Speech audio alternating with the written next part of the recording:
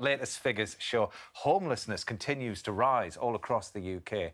And as we see more people sleeping rough, we're also seeing more dogs being kept on the streets as pets. Yeah, so is it unfair to animals, or do vulnerable people actually really need them as companions? Joe's been to meet two volunteers who are doing what they can to help. Hi, how are you? By day, vet Sam Joseph offers state-of-the-art healthcare to pampered pets. Oh, Jessie.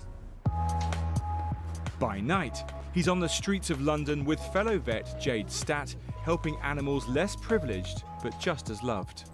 I love her on the road, no more than any woman. All right. Speak to you later. See you next week. Take care. Bye. See you, mate.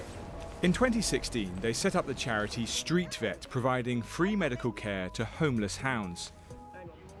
I'm joining them on patrol in North London. First up is a new patient, Reefer. He's getting a full checkup, worming tablets and vaccinations. How similar is what you're going to do now to what you would do if someone brought Reefer into your, normal vet clinic? We'll take blood samples if we need to. Yeah. We'll test urine. So you're fully equipped to just bring your clinic on the streets? Best that we can. Wow. If there are things we obviously discover that need to go into a clinic, we've got that in place. And if there's surgeries that we feel that need to be done, again, we can organise that. StreetVet has around 150 volunteers, ranging from veterinary nurses to surgical specialists, offering their services for nothing to regulars like JP and Bullseye. Normally it would cost me a couple of quid, and well, I can't really afford it, so the ideal. It's like a gift from God.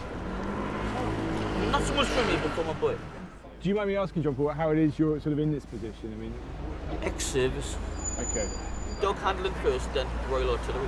Dog handling, that's really interesting. That's why you're so well trained. Dad knows what he's doing, doesn't he? Yes, he does. Yes, he does. What response do you get from people when they come past, that when you've got a dog? It's a mixture, really. Some people are nice, they give me donation, but mostly dog food. He gets more food than I do. Really? Are other people not as kind? I mean, what's the other side? Well, I've had people spitting on me, walking past, looking down on me. Does he look out for you though? Do you feel safer with a I dog? watch him during the day and he watches me during the night. He's my best friend. On your Bullseye, can I have a kiss? Bullseye, may I have a kiss? How would you answer the criticism that some people have when they see these people and say it's selfish that they have a dog on the streets? It's one thing if their life hasn't quite gone to plan and they're on the streets, but why bring a dog into this? We've met a lot of people who saved their dog from a much worse life. One guy we met earlier who pulled his dog out of Regent's Canal as a puppy, and that dog's a healthy, happy, well-loved animal. Good boy. If they can have a happy, healthy dog, and we can vouch for that because we can see that from a veterinary perspective, then it shouldn't really be anyone else's concern. And these four-legged friends can also improve the well-being of their owners. A lot of owners will use words like, the dog's rescued me, redemption. These are words that, get talked about quite a lot when we talk about homeless people and their dogs, because the bond that they have is so important, and it gives them a reason to get up. Hi, Sean. How are you doing? Hi, Tuff. Which is how Sean feels about Tuffy. They've been inseparable for 10 years and are now staying in one of London's few dog-friendly hostels. I have health issues, and breathing difficulties is a daily struggle for me with exercising, with walking. But as my doctor says, he's been my lifesaver many times to push the boundaries, to get me out, to get moving. Even if it is just for his regular walks, like 3 times a day. Wow. The number of rough sleepers in England has more than doubled in the last 8 years.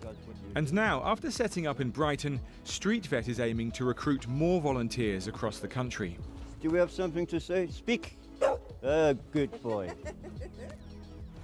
Speaking to the people we've been meeting, they have such passion for their dogs. I mean, they've clearly been through some very tough times, and the dog seems to be the lifeline, the thing that keeps them positive, the thing that keeps them going.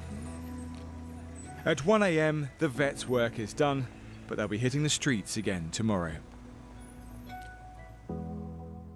Yeah, and I think JP in the film there beautifully summed up when he said he looks after his dog Bullseye during the day and then his dog looks after him at night. It's just really important, that companionship, isn't it? Absolutely, yeah. And, you know, if they can get shelter and they can stay warm, there are a lot of breeds of dog that would actually prefer to be outside. If they've got that companionship, and the vets are going round, they're checking, so they'd interject if they weren't fit and healthy. But thank you for all of the neighbourly photos that you've been sending in and snapping. Elaine, let's start with you.